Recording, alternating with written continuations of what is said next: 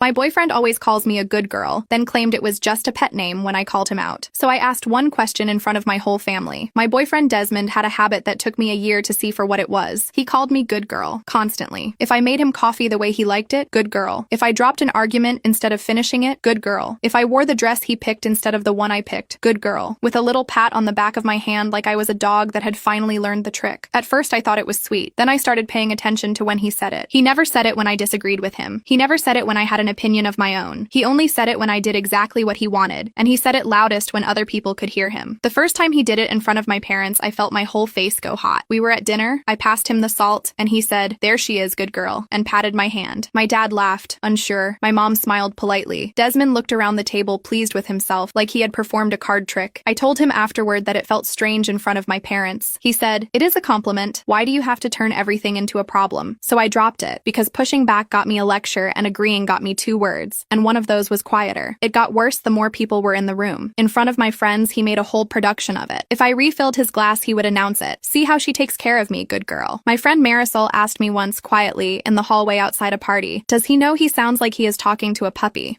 I laughed it off because laughing was easier than admitting she was right. Desmond heard her ask. Later that night, he told me Marisol was jealous of what we had and I should see less of her. That was the other pattern. Every single person who raised an eyebrow at the good girl thing turned out to have a reason I should trust him instead of them. My friends were jealous. My parents were old-fashioned. My coworkers did not understand relationships. Everybody had an angle except him. The phrase was never really about being sweet. I worked that out slowly, the way you notice a slope in a floor only after you have been living on it for months. It was a scoreboard. Good girl meant I had done what he wanted. And when I did not do what he wanted, there was no name at all, just a cold quiet that stretched for hours or days until I came back around and earned the phrase again. He trained me, and I did not feel it happening. I started reaching for those 2 words the way you reach for a light switch. Do the thing he likes so the warm version of him comes back. I skipped a work event because he wanted me home, and he said, "Good girl, I knew you would choose right. Choose right." Like there was a wrong I had barely avoided by giving up my own evening. My mom noticed I was around less and asked if everything was okay. I said everything was fine. Desmond, sitting beside me, said, "She is happy, right, babe? Tell her. Good girl." And I said I was happy, because that was the script. And my mom's face did something I did not like, but she let it go. He won every time. If I fought the phrase, I was difficult. If I let it go, I earned it. There was no version where I came out ahead and he knew it and he leaned on it in every room we walked into. He started using it to end conversations. If we disagreed and I finally gave up, he would say, "Good girl. See? Was that so hard?" And that was the end of it. Discussion closed, and I got a pat for surrendering. My friends stopped inviting us to things because he made everyone uncomfortable. And Desmond said that was fine. We did not need them. It was better when it was just us, and I was being good. The thing that finally changed it was small. We were at my parents' house for my dad's birthday. A lot of family there, cake on the counter, candles nobody had lit yet. I said something at the table, just an opinion about a movie, and it was different from his. He looked at me, and there was no good girl. There was that flat quiet. He said, "Interesting take," in the voice that meant I had lost points, and I would be paying for it later. And across the table, I watched my cousin Annie, who is 9, watch him do it, and watch me shrink. And I thought about her growing up thinking that was what being loved sounds like. So I asked him a question, calm, right there, in front of everyone. I said, "Desmond, you call me good girl all the time. What do you call me when I am not being good?" He said, "What?" I said, "You only say it when I do what you want. So I want to know the other word. When I disagree with you, when I go to my own work events, when I keep my own friends, what am I then? Say that word too." He laughed and said I was reading way too much into a pet name. I said, "Then it should be easy. Fill in the blank. Good girl when I obey. Blank girl when I do not. What goes in the blank?" He got flustered and said, "There is no other word. You are being crazy." I said, "There is. You just never say it out loud because it sounds ugly. The word is bad. Good girl when I please you. Silence when I do not. And I have spent a year chasing the good one and dodging the bad one like a trained animal." My mom set down her fork. My dad stopped eating and looked at him. Desmond said, "This is embarrassing. Can we not do this here?" I said, "You love doing it here. You said it to me at this exact table in front of these exact people. You liked the audience. So here is your audience. Explain to them what makes me a good girl and what makes me a bad one." He did what he always does when the ground moves under him. He laughed the laugh that is not a laugh, the one that sounds like a man clearing a stage before a performance, and he reached for my hand and said, "Babe, come on, let us not ruin your dad's birthday over a word. Light. Easy." Like all I had to do was take his hand and we could go back to normal. And I hate saying this, but for a second it almost worked. I felt the old pull in my chest, the trained part of me that wanted to smooth it over and laugh along and earn the warm version back. It was my dad's birthday. These people came to celebrate, not to watch this. Desmond knew exactly where to aim that guilt. Then my mom spoke. Valeria looked directly at him, not at me, not at the table, at him. And she said, "She asked you a question. Answer it." Her voice was steady in the way that takes effort, and her hands were wrapped around her napkin like she was holding herself herself together with it. I had never heard my mom talk to Desmond that way. She had always been polite with him, too polite. The kind of polite that means you are keeping your real thoughts locked up so you do not make things harder for your daughter. Something about that night broke the lock. He was not expecting backup. I saw him blink twice, fast, like someone had changed the rules of a game he thought he was winning. He let go of my hand. Then he recalibrated, and I watched it happen in real time, his face sliding from caught out to something smoother and more practiced. He smiled at the table, not at me, at everyone else, and said, "Look, I love her. I call her good girl because I am proud of her. That is all it is. I do not know why this is turning into a trial." Palms open, shoulders loose, the warm voice that makes you feel unreasonable for asking. And it was good. It was really good. I watched a few relatives soften, the way people do when one person sounds calm and the other sounds upset. That was his gift. He could take something ugly, wrap it in nice paper, and hand it to you so gently that you thanked him for it. He could make the cage sound like a compliment. That was the first night I watched the trick instead of falling for it, so I did not let him keep the frame. I said, "Then why did you tell me to stop seeing Marisol after she brought it up? Why did you say my parents were old-fashioned when they looked uncomfortable? If it is just a sweet pet name, why does everyone who questions it end up out of my life?" His smile stayed, but it tightened, like someone pulled a string behind it. His eyes stopped matching his mouth. He said, "That is not what happened." I said, "It is exactly what happened." And then I did the thing I had been too scared to do for a year. I put my phone on the table, face up. I said, "I kept them. Everyone." Because there was a stretch in February where I honestly could not tell anymore if I was losing my mind, so I started writing things down. I opened my messages and I read them out loud, flat, no performance. February 9th, from him. "Tell your mom Marisol is busy with work. Do not get into it with her. She will make it a whole thing." February 22nd, from him. "If you go to that dinner, you are choosing them over me, and I want you to sit with that." March 4th, from him. "After I went anyway. Do not text me tonight." And then 2 days of nothing. And then March 6th, from him. 3 words. "That is my good girl." I set the phone down, and the room was so quiet I could hear the clock ticking in the other room. I said, "That is not a pet name." 2 days of silence and then a reward. "That is a leash with a bell on it." Desmond's mouth opened, ready to twist it into something that made me the problem again, and my dad got there first. Giuseppe had been at the head of the table with his arms crossed most of the night, watching, not rescuing anybody, just assembling a picture he did not like. He looked at Desmond and his voice was low and even, and it filled the room without getting loud. He said, "She skipped Thanksgiving at her aunt's house last year because you were not feeling well. Were you sick?" Desmond blinked, trying to figure out where this came from and what the safe answer was. He said, "I do not remember that." My dad did not look away. He said, "I do. She called me crying because she felt guilty for wanting to come." My daughter does not cry about missing a dinner. She cries when someone has made her feel like she is not allowed to go. My chest went so tight I could barely breathe. He knew. He had been holding that phone call for 8 months, turning it over, not saying anything, maybe waiting for me to say it first. He remembered the exact thing I thought nobody had noticed, and now he was laying it on the table like a receipt for something Desmond thought he had gotten away with. Then my mom said the part that finished it. She said, "4 months ago, I asked you why Marisol never came around anymore, and you told me she was busy with work. Those were your words to me. In this house." She looked at the phone sitting on the table between the plates. She said, "And now I know where you got them." Her voice was small, not angry, hurt, because I had lied to her face and she had believed me. Because why would her daughter lie about something like that? I said, "Because that is what he told me to say." And I watched her replay every phone call at once, every dinner I canceled, every time she asked if I was okay, and I said yes with him sitting right next to me feeding me the lines. And then he did the thing I will never get out of my head. He turned away from me. He turned away from my parents. He looked down the table at Annie, 9 years old, frosting on her lip, and he smiled at her, warm and easy, the smile adults use on kids when they want to look safe. He said, "Hey kiddo, tell your cousin she is being silly, right? We are just having a little disagreement, light, playful, like the whole thing was a joke a child could see through better than the grown woman making the fuss." He was putting a little girl between himself and the truth, so that if I kept going, I would be the one making it ugly in front of a kid. My aunt moved before anybody else at the table had processed it. She put her arm around her daughter and pulled her in against her side, and she looked at him and said, "Do not talk to my daughter." 4 words. She did not raise her voice. It landed like a line drawn in the air that you could almost see, and the table went a different kind of quiet than before. Not the awkward quiet of people not knowing whose side to be on. The quiet of a room that had just watched a grown man try to recruit a child into his corner and get shut down for it. Whatever benefit of the doubt he had left, he spent all of it in that one sentence. Desmond moved fast then. He stood up. His chair scraped the floor hard enough that Annie flinched at the end of the table. He said, "I am not going to sit here while your family gangs up on me. I have done nothing but love you, and this is what I get." Louder now. Not yelling, but the kind of loud that tries to take up all the air so nobody else can speak. Then he looked down at me with the flat expression I knew like my own handwriting and said, "Are you coming or not?" And there it was, in front of everyone, the test. Come with me and be good. Stay here and be bad. He was too angry to wrap it in nice paper anymore, so he just stood in my parents' dining room and asked me to pick him over every person at that table, the same way he had asked me to pick him over Marisol, over my work, over Thanksgiving, over my own mother's phone calls. The whole room understood the question. It was not, "Are you coming?" It was, "Are you mine?" I stayed in my chair. I did not reach for my purse. I did not look at the door. I said, "No." One word, one syllable. The hardest thing I had ever said to him. And the first time I said it without apologizing 5 minutes later. He stared at me long enough that I counted my own heartbeats. 3, 4, 5. He was searching my face for the crack, and he did not find it. Then he sat back down, and I did not see that coming. He pulled his chair in, and when he looked up, his eyes were wet. Not crying yet, but that glassy shine right before someone breaks open. And his face was one I had never seen. Not the charm, not the cold. He said, "I did not mean for it to be like that." His voice cracked on the last word. He said, "I just wanted to feel close to you. I grew up in a house where nobody said one nice thing to anybody. Nobody. My whole childhood was cold and quiet and mean, and I thought I was doing the opposite. I thought I was giving you the thing I never got." He put his hands flat on the table and they were shaking, just enough. And I felt the doubt pour in like water through a crack in a wall. What if I was wrong? What if I had taken every awkward moment and strung them into the worst possible version of a man who was just broken and trying with the only tools anybody ever gave him? I thought about the pancakes he made on Sundays with a blueberry face on them. Ed. I thought about the time I had the flu and he sat on the bathroom floor with me for 2 hours and never once complained. I thought about the early days, before it became a system, when he said those words and it felt like sunshine. My mom looked at me and her face was asking a question she did not say out loud. My dad's jaw loosened a fraction, because what he said was the kind of thing that is very hard to hear and feel nothing about, and the whole table knew what came next. If I softened now, if I reached for his hand, this stopped being the night I stood up for myself and became the night I made a scene at my father's birthday and then felt bad about it. Take him back and the whole thing becomes my fault. My fingers were almost moving. Then Annie spoke, from the far end of the table, so quietly I was not sure anyone else caught it. She said, he did the voice again. The room turned toward her like one body. She was not looking at me. She was looking at him. And her face was not scared or confused. It was the face of a kid who had been paying very close attention to something the adults were too tangled up to see. She said, the nice voice. He did it before when she was going to leave, and he did it again right now. He keeps doing the voice when she gets mad. She said it the way a kid says it is raining outside. Not clever, not dramatic, just naming what she saw. She was 9. She had been at that table maybe 40 minutes, and she had mapped the entire pattern that had taken me a year to live inside, because nobody had taught her yet to make excuses for it. And you could feel the doubt leave the room, like a window opening, because once she said it out loud, none of us could unsee it. My mom turned to him. She said, my daughter stopped coming to dinners. She stopped calling me on weekends. She read me your words out of her phone tonight and did not even know she was doing it until she was. And every single time I asked if she was okay, you answered for her. He opened his mouth and she said, I am not finished. And he closed it. She said, you answered for my daughter in my house. Do not do it again. Then he did the thing that told me everything. He wiped his eyes. One hand, quick, across both, and the wet was gone, just gone. Real tears stick. Real tears leave your eyes red and your voice shaky for a while after. He wiped his face once, sniffed one sharp reset sniff, and his eyes were dry and clear and scanning the table for an ally. He did not find one. He said, okay, I see how this is going to go. Everyone here has already made up their mind. The last card, the victim, ganged up on, never given a chance. It did not land on anybody, because Annie had already shown the whole room where the card was hidden, and watching him work after that was like watching a magician with the sleeve pulled back. You could see the setup before the payoff. You could see the tears arrive on cue and leave on cue. I said, I am going to say one thing, and I need you to just listen, for once. He crossed his arms, and for the first time in a year, he had no comeback. I said, you did not call me good girl because you loved me. You called me good girl because it worked. It made me cook the way you wanted, and dress the way you wanted, and skip the things you did not want me at, and drop the people who noticed. And every time I did, you paid me 2 words, and I felt like I had won something. I did not win anything. I lost a piece at a time. I said, and the worst part is not that you did it. The worst part is that I helped. I rehearsed answers for my own mother so she would not worry. I told Marisol she was reading too much into it, because agreeing with her meant admitting where I was. My voice stayed level, and that was the difference between that night and every other time I had tried. I was not performing. I was just saying true things in a room full of people who were finally listening. He said, so what do you want from me? I said I was sorry. What else am I supposed to do? Tight, controlled, trying to turn it into a negotiation where I was the one moving the finish line. I said, you are supposed to let me finish. That is new for you. I know. And somebody down the table let out a breath that was almost a laugh and could not catch it in time. I said, I do not want an apology, and I do not want you to promise to change. I want you to leave my parents' house and lose my number. And then I said the only part I had planned. Not because I hate you, because I am tired of being graded. He stood up slowly this time, heavier, like a man getting out of something he was not coming back to. He looked around the table one last time. My aunt still had her arm around Annie. My mom was looking at me and not at him, like he had already stopped existing in the room. Nobody threw him a rope. He said, you are going to regret this. Quiet. Not a threat, a prediction, because he believed the pull would work on me eventually the way you believe in gravity. My dad answered before I could. Giuseppe said, "She already spent a year regretting the wrong thing. She is done." Desmond stopped at the door with his hand on the knob and turned just enough to look at me over his shoulder and said, "You were not like this when we started." Like an accusation. Like the girl who laughed at his pet names and canceled her plans and smiled on command was the real me. And this woman with the steady voice and the phone on the table was something broken. I said, "Yeah, I know. That is the problem." Then the door clicked shut and the house was quiet for about 5 seconds. Then Annie said, "Is he gone?" Casual, like asking if it stopped raining. I said, "Yeah, he is gone." She said, "Good," and picked her fork back up. My mom reached over and put her hand on top of mine, warm and still, the way she used to when we crossed a street. She did not say good girl. She did not say good job or I am proud of you or anything that sounded like a score. She said, "I missed you." 3 words, and they broke me in a way he never could. I said, "I missed me too," and I meant it all the way down. My dad sat back down and put his napkin in his lap and said, "Now, can somebody pass me the cake before Annie finishes it?" She did not pass it. She pulled the plate closer. My mom lit the candles. Annie blew them out before anybody sang, and nobody corrected her.